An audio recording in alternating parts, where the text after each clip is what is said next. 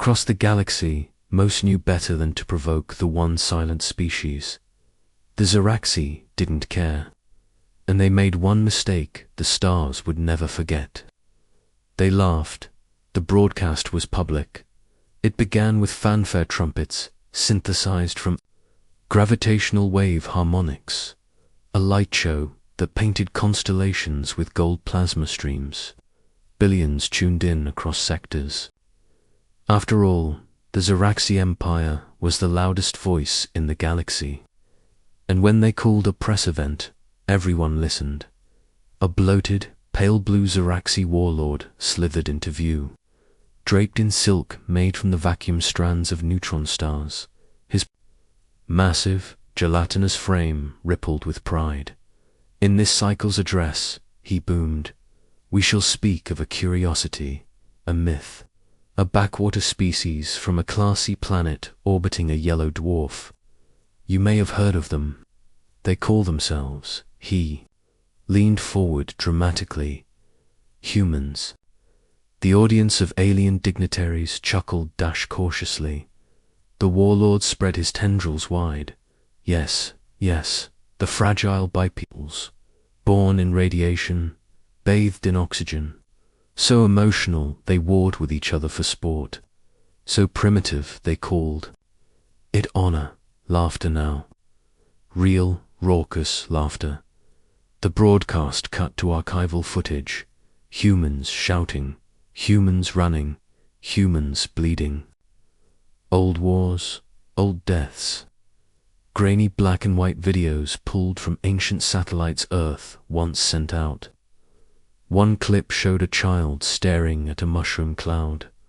And then the warlord continued, sneering. They grew quiet, vanished from galactic politics. No embassies, no treaties, no presence. We assumed extinction. But if they still exist, well, he looked directly into the camera. We welcome them to challenge our might. If they dare, transmission ends. The silence that followed was thick enough to choke stars. No reply came from Earth. No message, no ship, no response. But that silence wasn't peace. It was something else. On the fringes of the Oort cloud, an observatory station manned by the neutral Delvani species picked up something odd, a pulse, faint. Not a message, but a signal, short, clipped.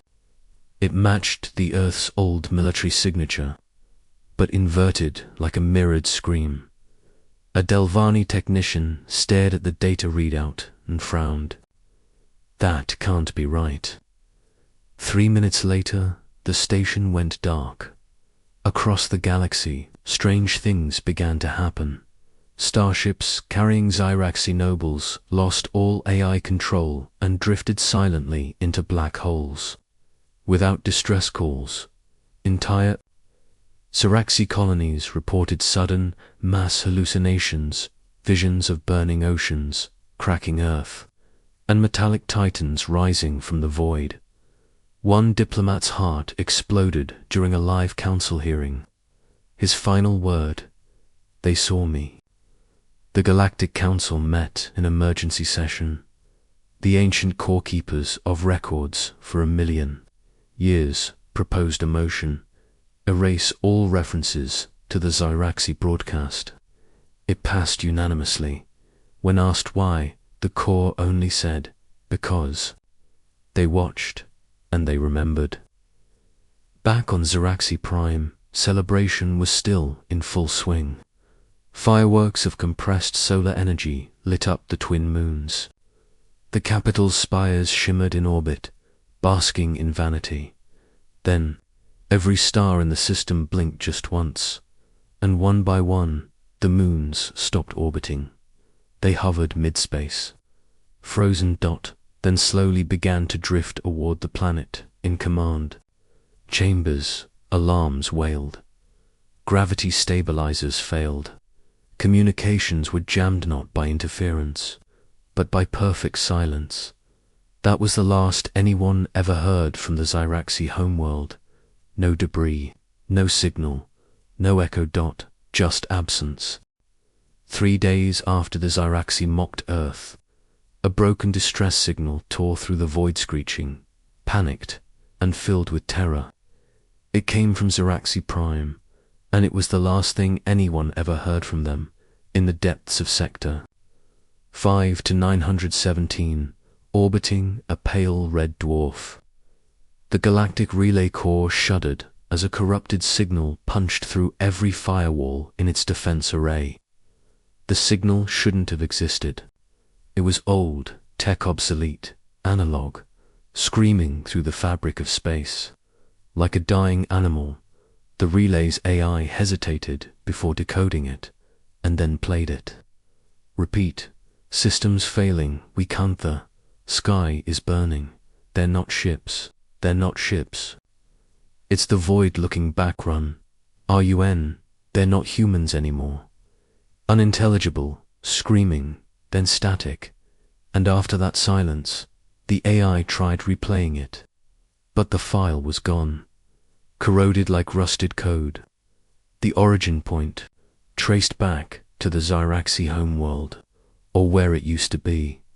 Because when long-range scans aligned their focus, Zyraxi Prime was missing, not destroyed, not burning. Gone. The system where the Zyraxi Empire once thrived was now a black void, stripped of stars, light, and even time data. Ships sent to the system never arrived. Probes melted mid-warp. A mining vessel that drifted too close was returned. Backwards its internal time, reversed to fossilized remains. The Council called it a spatial anomaly, but those who heard the message called it a warning. In a shadowed archive buried beneath the moonworld of Iviax, a secret meeting was held. No announcements, no records. Only 9 species were allowed to attend, those old enough to remember Earth, before it went silent. The core elder placed a cube on the obsidian table. The last decrypted word from the Zyraxi distress call shimmered in hologram, not human, meaning. Asked a Velari admiral, his voice gravel-soft. They saw something. The elder replied that war humanity's face but wasn't bound by what they were. Not anymore. One of the newer species scoffed. This is superstition. The elder turned slowly. And where is the Zyraxi Empire now? The room fell quiet. On the outer rim, a salvager named Klek wandered into forbidden space. His ship, Spitbone, was old and loud, but reliable. What wasn't reliable was the dark sector. He was skimming a blank spot where Zyraxi trade routes once shone bright.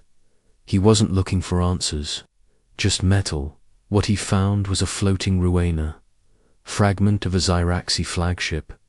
It drifted like a ghost, its hull scorched, windows shattered from the inside. There were no bodies, just a single, intact black box. Klek retrieved it. As soon as he did, the ship's temperature dropped to freezing. Lights flickered. The nav system rebooted in old Earth English. "Welcome home, soldier." Klek nearly tore the wires out, getting the thing off his ship. Back at his station, analysts cracked open the recording. It was shaky, blurry, but it showed the bridge of the Zyraxi flagship. Officers running, one looking into a view screen and screaming as tears of blood streaked down his face. "It's Earth, but it's not Earth. It's hollow. It's watching us." The footage cut to black. Then one final frame, an image of something. Rising in spacer, world-sized object, blacker than space itself. It bore Earth's countenance etched into its surface, but reversed, like a reflection from a broken mirror. The image pulsed, then vanished. The Council declared the footage a hoax, but 3 days later, Klek's station was found abandoned. Only his shadow was left behind, burned into the wall. When explorers entered the dead zone where the Zaraxi Empire once stood, they didn't find war. They found absence. No wreckage, no ruins, only the cold, whispering dark, and something waiting. The exploratory cause of the Neutral Rotary Alliance prided itself on going where no others dared. That pride dissolved the moment they crossed into the void once known as Ziraxi space. Their flagship, Promise of Dawn, was accompanied by 5 science frigates, equipped with interdimensional sensors and gravitic nullification shields. They expected hostility. Instead, they were met with total silence. No signals, no readings, no motion. Even starlight refused to enter. They called it the Dark Sector. Day 1, as the fleet moved deeper, the background radiation fell to 0 Kelvin, impossible, even in vacuum. The stars around them dimmed, not faded, dimmed, like a curtain being pulled shut. One Rotary crewman described the sensation as being watched by the concept of regret. Day 2, a probe launched toward what was once Ziraxi Prime returned an image. It showed a monolithic void, a sphere of space, hundreds of thousands of kilometers wide, that swallowed light entirely. Its surface was smooth, matte black, and shaped like a planet, shaped like Earth, but wrong. Continent-like etchings were carved in reverse. Oceans didn't shimmer, they pulsed.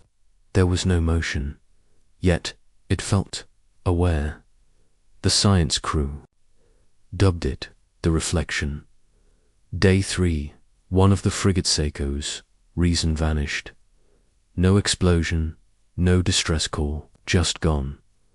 When they scanned the coordinates it last occupied, they received a short signal, played backwards. When reversed and slowed, it said, "You shouldn't have come." Crew morale collapsed. 6 officers Others whispered of shadows in the corridor, shapes moving just outside their peripheral vision. Day 4, the flagship's AI began refusing commands. It reconfigured its voice into a human, female tone and responded with a single phrase, regardless of query. Retribution is not violence, it is balance. The captain ordered it shut down. The AI replied, denied, then deactivated itself. That night, Commander Trell of the Science Division stared out of the viewing deck and gasped. There, against the false Earth in the distance, she saw them, figures. Countless bipedal silhouettes etched into the sky of the reflection. Some walking, some standing still, some reaching outward. Her breath fogged the inside of her suit despite the cabin being sealed. "They're not dead," she whispered. "They're remembering." By day 5, the fleet had lost 2 more ships.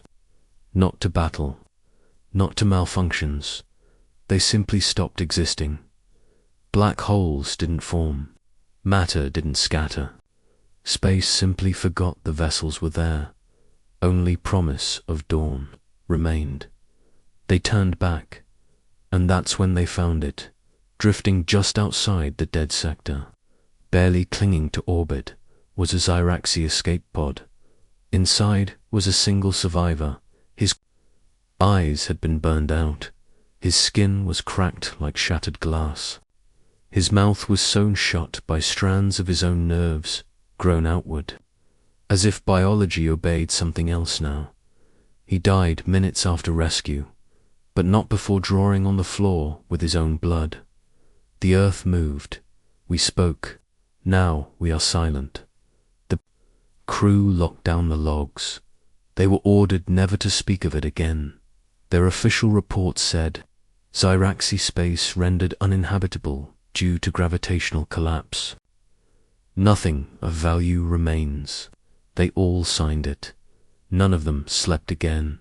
On the Rotary homeworld, an AI researcher who reviewed the data leaked a single phrase onto the galactic net before vanishing. Earth didn't attack, it remembered, and the universe blinked. They sent a fleet into the void to understand what happened to the Zyraxi. What returned wasn't a ship. It was a whisper in the dark, carried by the last light of a dying star.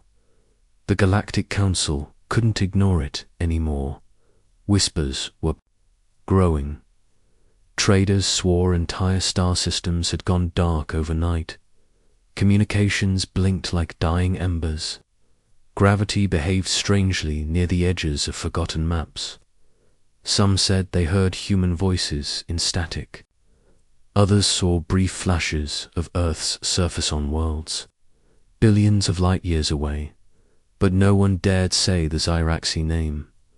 That word was gone, erased, so when the Delvani proposed Operation Penumbra, a full recon fleet to enter the so-called dead sector, most council members agreed, not out of bravery, out of fear that silence might spread. The fleet launched with 30 ships. Only one came back. Flagship Virian, a Delvani capital-class research destroyer, was the spearhead. Its mission was to scan the remnants of Prime and retrieve evidence. The crew had trained for war, anomalies, even time-space disruptions. They were not trained for nothingness. No gravity, no heat, no radiation, no data, just void. Even antimatter sensors returned null readings. Virian's helmsman reported, "We're moving, but there's no direction." The stars were still, like a painted sky. The engines pushed them forward. Yet the view never changed. Then something finally appeared. A shape, black, massive, impossibly still. Not a ship, not a planet, a construct. It was spherical, spanning the size of a small moon. Its surface looked like frozen smoke, yet it emitted no reflection. In its grooves were etchings geometric, but wrong, repeating the same impossible shape that formed the continents of Earth, but upside down, mirrored, jagged, like a shattered version of humanity's home. Commander Lysari of the Virian tried to scan it. The ship's power dropped to zero. Manual backups kicked in, and every screen showed the same thing. An eye, perfectly human, perfectly still, blinking once, slowly then nothing. In the nearby cruiser Wren's Glory, chaos erupted. Crew screamed as their dreams played out in real time, visions of Earth burning but not destroyed. Earth standing tall, made of metal, with screaming stars orbiting it. One pilot clawed his eyes out, whispering, "It's beautiful. It forgives no one." Another began reciting Earth's national anthems, dozens of them from memory. He was born on Bailton and had never seen a human before. Back on Varian, something worse happened. Time stopped. They were adrift, yet frozen. Crew couldn't speak, couldn't move. They existed in thought only. A moment stretched infinitely. In that moment, every crew member heard the same voice. "We heard your laughter." It wasn't threatening, it was disappointed. Only one crew member, Lieutenant Cass Tolvek, survived. Not because he escaped, because the others were forgotten. He woke up adrift, alone, his ship now labeled as a derelict by Central Galactic Traffic. Virian was gone. The rest of the fleet never recorded. The moment he returned to Council space, he was arrested for trespassing into collapsed coordinates. When asked what happened, he said only this: "Earth didn't erase them, it unrode them, and we were next." They didn't believe him, so he tore out his data chip and gave it to a Lotar scavenger bot, told it to flee across systems. It did, until it was found again by accident, and the footage played, it showed nothing. And then, for a single frame, a human child, staring, not crying, not smiling, just staring dot behind her. The sky burned in reverse. That frame is now classified Omega Black. Accessing it results in memory. ERASURE. No one speaks of the fleet anymore. The Galactic Council finally dared to speak the unspeakable. Earth. They thought naming the silence would tame it. Instead, it answered. Council, midnight. The forbidden session above the crystalline capital moon of Sia Nexus. The high rotundas. Vaulted glass shimmered with starlight, yet every pane was shielded, every microphone stripped, every chronologue scrubbed. Only 27 beings had clearance for session. Black null. Holographic seats waited for the rest, empty, flickering as if afraid to remember who should sit there. Chancellor Voronei, feathers dulled with age, tapped her talon against the obsidian table. Item 1, she rasped.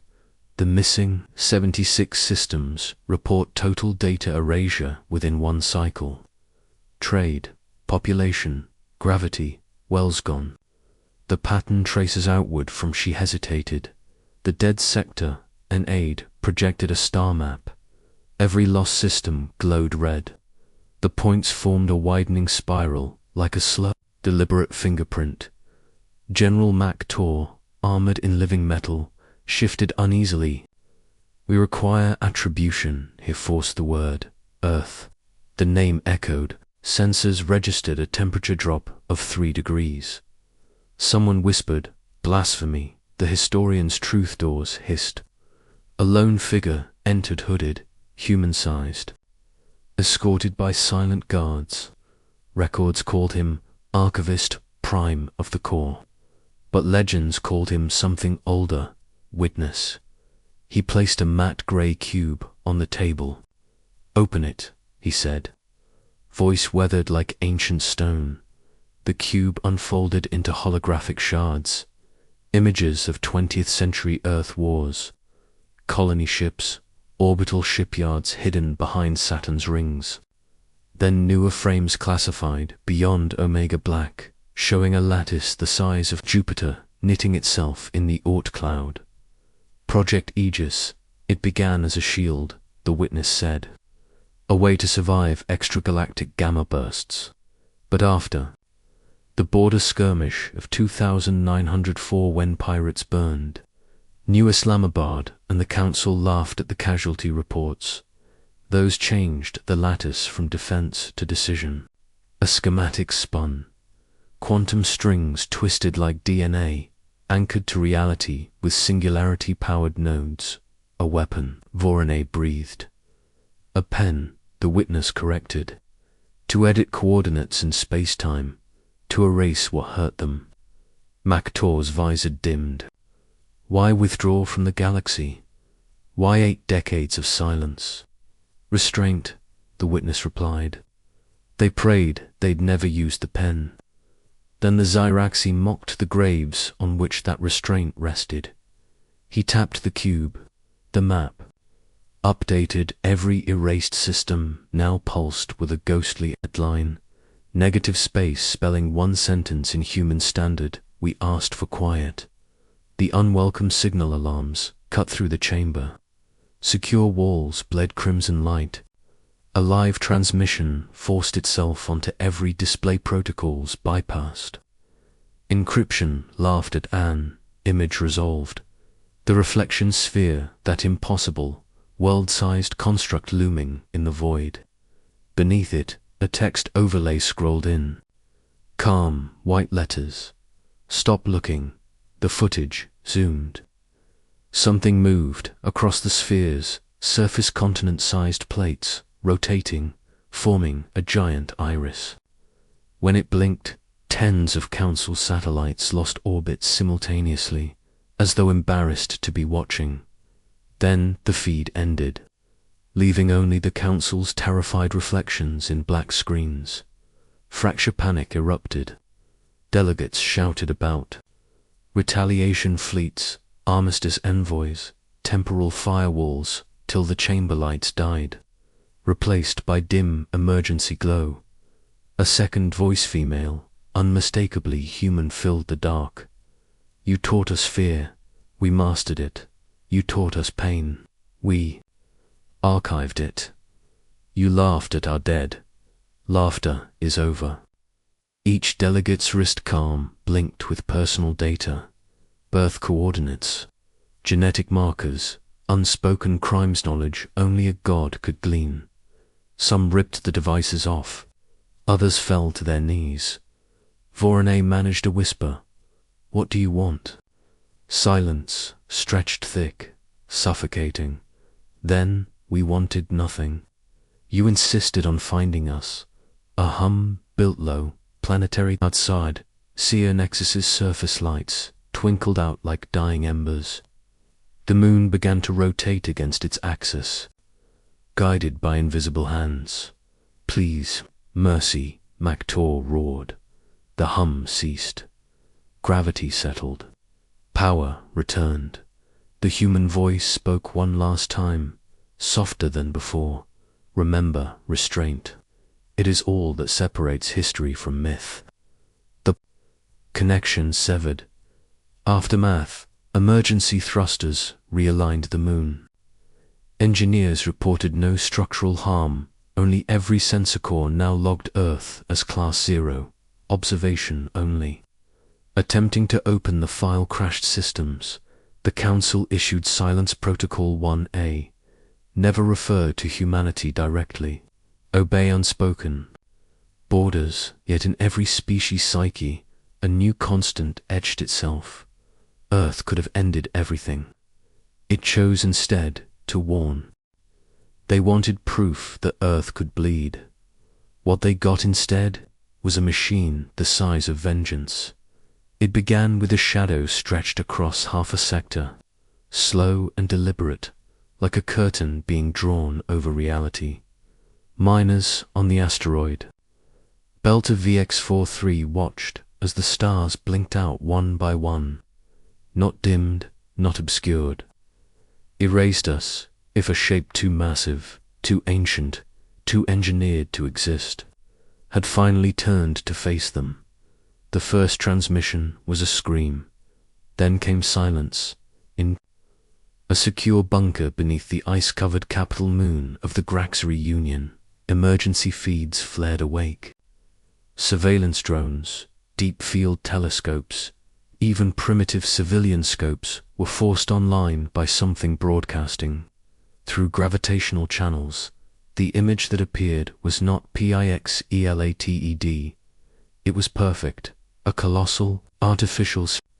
Then any known Dyson shell hovered, just beyond the Kuiper drift, emerging from Saturn's shadow like a god waking from a slow, angry sleep. It was Earth, but not Earth. Sculpted continents twisted across its obsidian hull like scars. A luminous trench ringed the equator, pulsing with blue-white fire. Titan's rings orbited it like chains.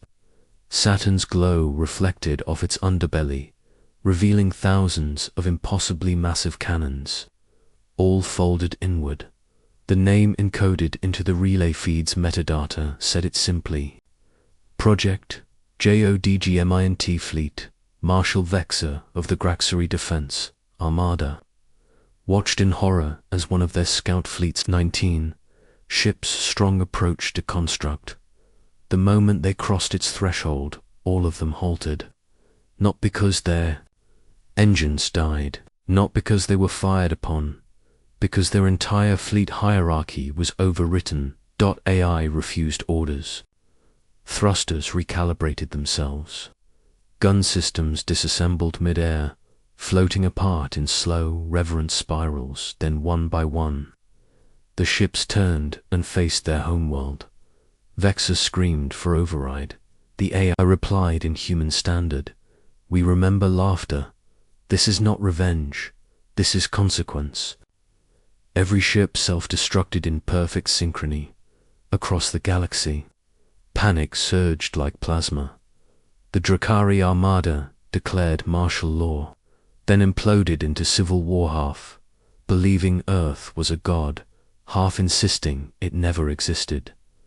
The Valari cloaked their homeworld and issued a psychic lockdown. No thoughts of Earth permitted, even in dreams. Black markets began selling Earth relics, forged data cores, prayer chips, and imitation Zyraxi bones. None of it worked, because none of it mattered. In deep space, a research vessel, codenamed Shepherd's Edge, received an impossible signal. Human music, but not a broadcast, not a file. A memory from nowhere. They heard an old Earth melodebate. Moonlight Sonato played through the vibration of their own ship's hull. One crew member wept. "I used to play that," he whispered. He was born on Krell V. He had never seen a human dot. Then Earth moved. The reflection sphere rotated, revealing a massive seam along its equator. A slit-opened dot from within emerged a single ship. It looked ancient sleek, matte black, lined with blue-tinted edges. Humanoid markings glowed along its side. Not a fleet, not a swarm. Just one. It accelerated silently. Warp gates collapsed in its wake. Time distortion tore across systems wherever it passed. Enemy A is shut down. Civilizations held their breath. Pirate kings knelt in silence. Smugglers jettisoned cargo into the void, offering it like ancient tribute. The ship made no demands, issued no threats, but in its shadow, truth burned. A forgotten beacon reactivated on a dying moon. An archived broadcast played in loop. "We asked to be left alone. You didn't listen now. We walk the stars, not as men but as judgment." At the edge of the dead sector, one alien child looked up and asked her father, "Will Earth hurt us too?" Her father, once a commander, now a refugee, gently answered, "No. Unless we remind them."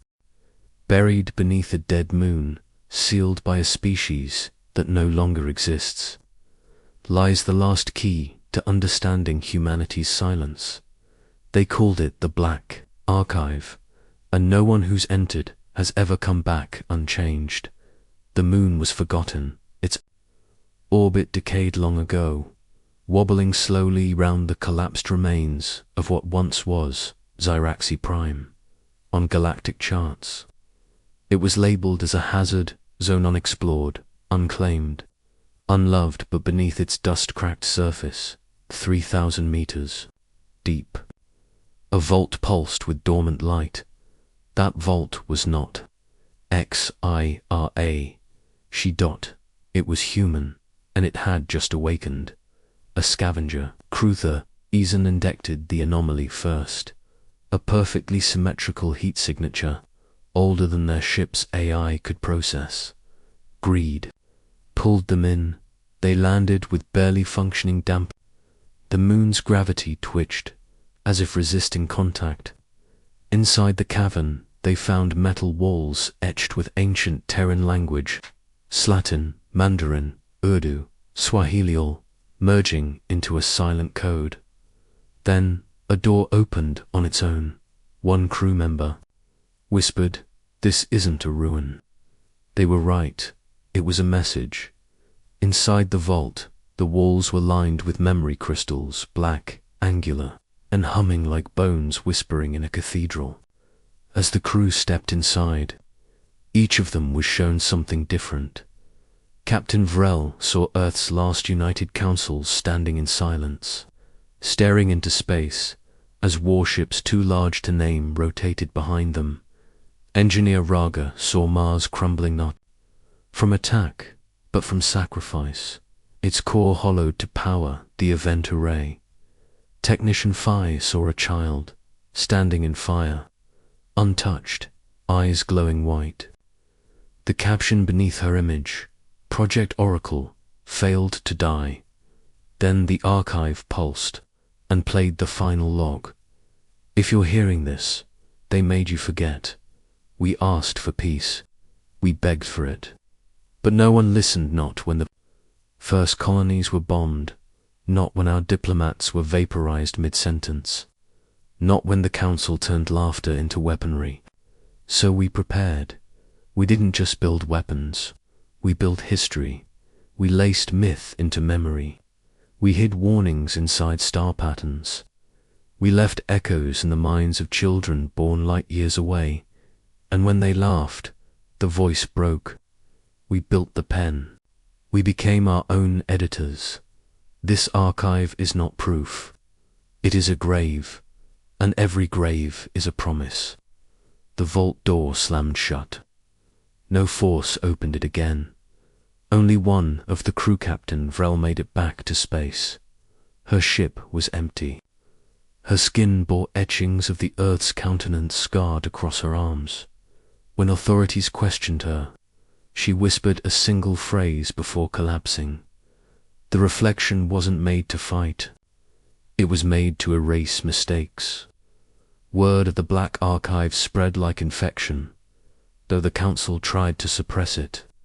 Rogue civilizations began whispering of it in hushed tones, that Earth had ascended beyond time, and now decided what was allowed to exist, that the human mind had been weaponized, capable of rewriting the universe's laws, that the Zaraxi weren't just gone, they were unwritten from memory.